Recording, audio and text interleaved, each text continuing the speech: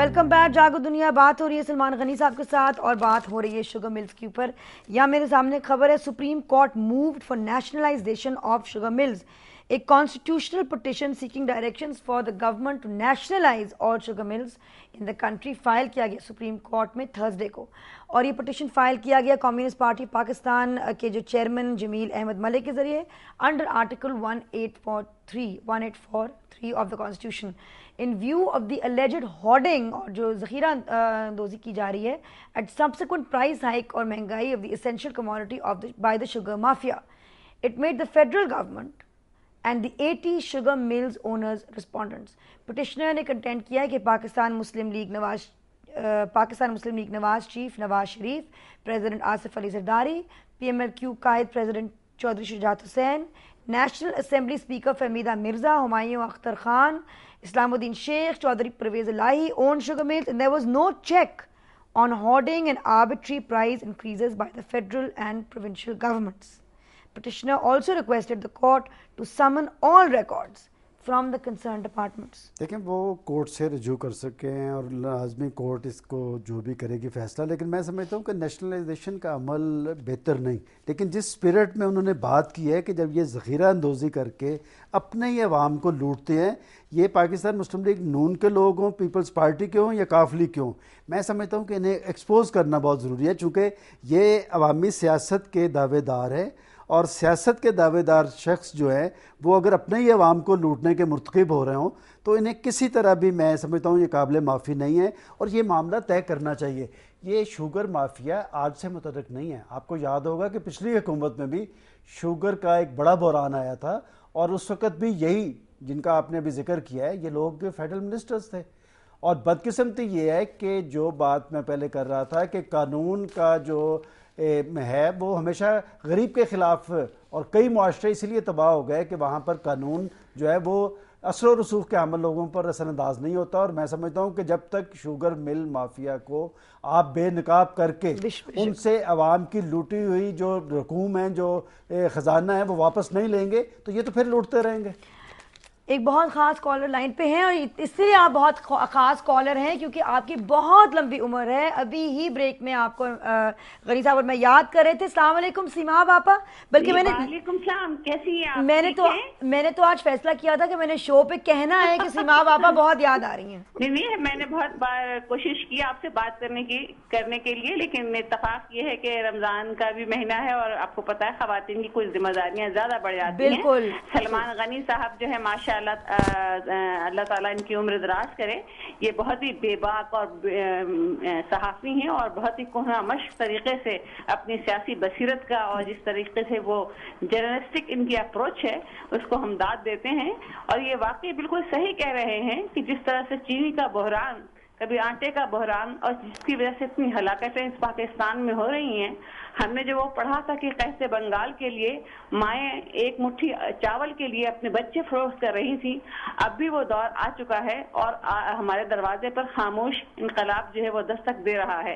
लेकिन अफसोस ये है कि हमारे हुक्मरान अभी तक, मैं जो देखती हूँ टीवी न्यूज चैनल्स या दूसरी जो है, कल ही फौजिया वहाब साहबा ये फरमा रही थी कि पंजाब में जो है वो चीनी की जखीरा अंदोजी ज्यादा हो रही है। हालांकि बिल्कुल गलत बात है, 100% गलत है, मैं उनसे एग्री नहीं करती हूँ। मैं भी उनकी तरह एक पढ़ी लिखी इस माशरे की बाइज्जत शहरी हूँ। मैं ये समझती हूँ कि तमाम हुक्मरानों की शुगर मिल्स हैं, Larkana sugar mills, Sakrand sugar mills, दादू शुगर मिल, बदीन में जो शुगर मिल हैं, ये सारे ये भी बताएं कि ये शुगर मिल्स किन की हैं? ये जनाब पाकिस्तान के जो जिनके पास सबसे ज्यादा इख्तियारात हैं उनकी हैं। मैं 8 शुगर मिल्स उनकी हैं जो मैं आपको बिल्कुल, आप तो बड़ी जुर्रतमंद खातून है। मैं तो आपसे ये तवक्को नहीं करता था कि आप नाम नहीं लेंगी। शुगर मिल्स, ये भी मैं आपको नाम लेकर बता। 8 शुगर मिल्स सदर जरदारी साहब की हैं? जी हाँ, 8 शुगर मिलें उनकी हैं और बाकी जो आपकी कौमी असेंबली की जो स्पीकर साहबा हैं उनकी हैं, उनके हस्बैंड की हैं और मुतअद्दिद रहनुमा हैं जो है हमारे।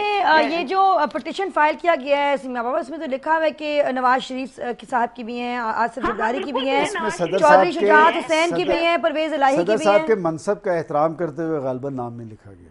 नहीं, आसिफ अली जरदारी का नाम लिखा है मैं आपको बता रही हूँ कि Larkana sugar mills, Pangrio sugar mills, Sakrand sugar mills, ये इन सारी 8 मिलें सदर आसिफ जरदारी साहब की हैं और जाहिर उनकी फैमिली की। अच्छा, आप बताइए सीमा बाबा, ये जो एक सुप्रीम कोर्ट को एक ये पिटीशन फाइल की है to move for the nationalisation of sugar mills, इसके बारे में आपके क्या तासुरात हैं?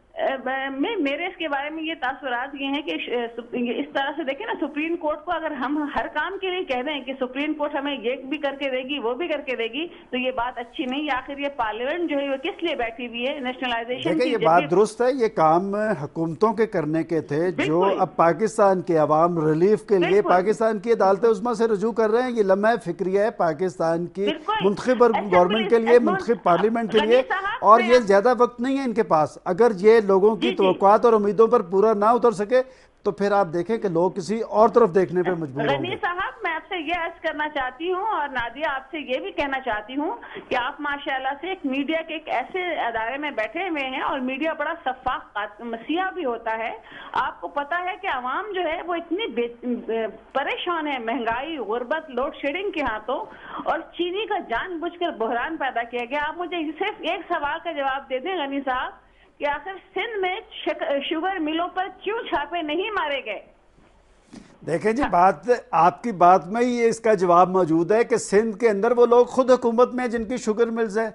आपने बड़ी दुरुस्त निशानदेही किया है कि पाकिस्तान की जो 80 शुगर मिल्स हैं पाकिस्तान के बड़े बड़े ओहदों पे बैठे हुए लोगों की हैं, बड़े असर रसूख के अमल लोगों की हैं, सियासतदानों की हैं, और जब तक इन लोगों को हम एक्सपोज नहीं करेंगे, और मैं समझता हूं कि मीडिया ने बड़ी जुर्रतमंदी का सबूत दिया है, इन लोगों के नाम लिखे हैं, और यही वजह है कि आज पाकिस्तान की मुंतखब गवर्नमेंट और मुंतखब पार्लियामेंट के आगे एक सवालिया निशान खड़ा है कि ये लोग अवाम के मफादात का तहफ़्फ़ुज़ क्या करेंगे जो खुद अवाम के मौशी कत्लेआम में मौजूद है। और मैं समझता हूँ कि लोग इसीलिए अदालत उस्मा से रजू कर रहे हैं कि उन्हें रिलीफ दरकार है, और अगर लोगों को रिलीफ ना मिली और वो इसी तरह महंगाई और बेरोजगारी की आग में जलते रहे तो फिर अवाम के अंदर पकने वाला ये लावा जो है ये फिर किसी और तरफ निकलेगा।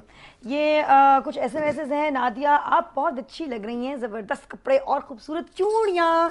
Thank you. फायदा चौधरी कराची से, कपड़े कामयाब रोकनी के हैं, चूड़ियाँ मेरी पिछले साल की ईद की हैं। Thank you so much. और निदा अली लाहौर से कहती हैं, नादिया, जुमातुल विदा जैसे मुकद्दस दिन पर भी खुदकुश हमला, इंतहाई अफसोसनाक बात है।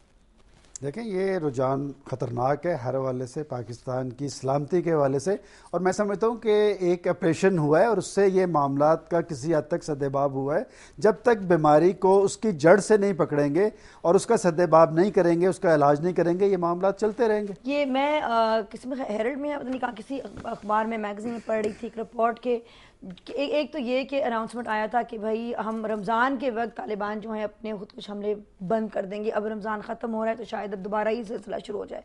दूसरी चीज़ मैं ये पढ़ रही थी कि अब जो तालिबान फोर्सेस हैं वो छुप गए थे जाके, क्या यहाँ पे पता नहीं, तालिबान फोर्सेस थे वो छुप गए थे जाके पहाड़ी इलाकों में, और वो किसी भी वक्त उतर सकते हैं, नीचे आ सकते हैं। देखें नादिया, ये जो रुझान है ये अब तो पैदा नहीं हुआ, बहुत तवील अरसे से खुद आप इसकी निशानदेही करती रही कि ये दहशत गर्दी की जो जंग है और दहशत गर्दी का जो रुझान है ये सालों पे मुहित है। किस लिए हुआ अभी? कौन, मैं नहीं समझता। देखें, इसके लिए इसका मौसर सद्देबाब तभी होगा जब तक इसकी जो वजूहात थी जिसकी वजह से पाकिस्तान के अंदर दहशत गर्दी ने परवान चढ़ा है उसका सद्देबाब भी करना पड़ेगा, और उसकी एक बड़ी वजह गुर्बत भी थी। देखें, आपके कॉलर्स भी बता रहे हैं कि लोग महंगाई गुर्बत की आग में जल रहे हैं, और हमारी हुकूमतें इसके सद्देबाब के लिए क्या कर रही हैं।